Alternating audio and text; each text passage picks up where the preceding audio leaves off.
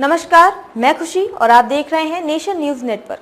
आइए नजर डालते हैं आज की बड़ी खबर पर। अफेयर शादी के बाद भी ताउम्र अकेली रही मधुबाला। पाकिस्तान के पूर्व प्रधानमंत्री शादी करना चाहते थे, जानिए क्यों टूटा दिलीप कुमार से रिश्ता।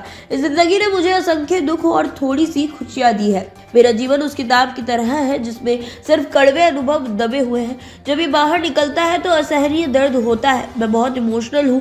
मैंने हमेशा अपना जीवन दिल से जिया है, इसके लिए मैंने हद से ज्यादा तकलीफें सही है। कुरान और बाइबल जैसी किताबों में कहा गया है कि अगर आप अच्छा करते हैं तो आपके साथ भी अच्छा होता है। मेरे साथ ऐसा बिल्कुल नहीं हुआ। जब भी मैंने अच्छा किया तो मुझे तकलीफों के अलावा कुछ नहीं मिला। ये बात खुद मधुबाला ने फिल्म फेयर को दिए इंटरव्यू में कही थी।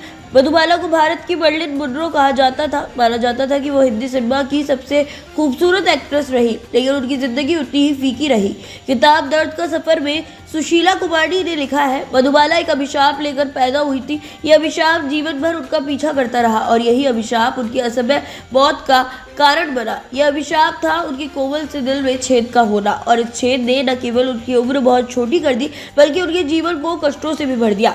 मधुबाला प्रेम के प्रति एक वैलेंटाइन डे पर पैदा हुई थी।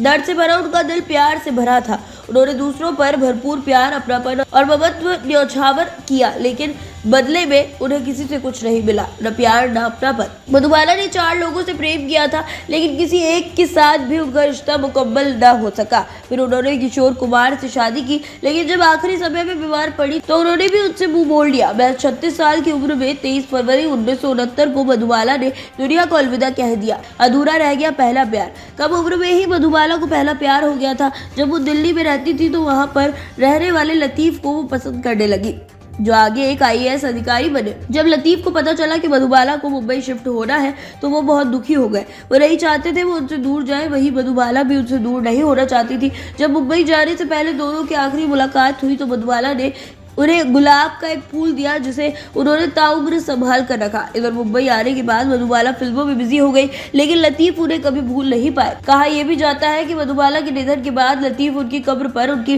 डेथ एनिवर्सरी पर जाते थे और उस पर गुलाब का एक फूल रखाते थे। दूसरी प्रेम कहानी शादीशुदा कमाल अमरोही मधुबाला को दूसरी पत्नी बनाना चाहते थे। 1949 में बॉम्बे टॉकीज के बैनर तले फिल्म महल बनी। इस फिल्म के निर्देशक कमाल अमरोही थे।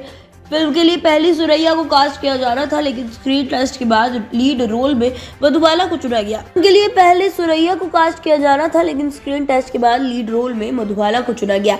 ये फिल्म बॉक्स ऑफिस पर हिट रही। इस फिल्म की शूटिंग के दौरान ही मधुबाला और कमाल अमरोही एक दूसरे से नजदीक आए। मधुबाला के पिता दोनों के रिश्ते से बहुत खुश थे। उन्होंने कहा अगर आगे चलकर दोनों शादी कर लेते हैं तो मुझे कोई ऐतराज नहीं है।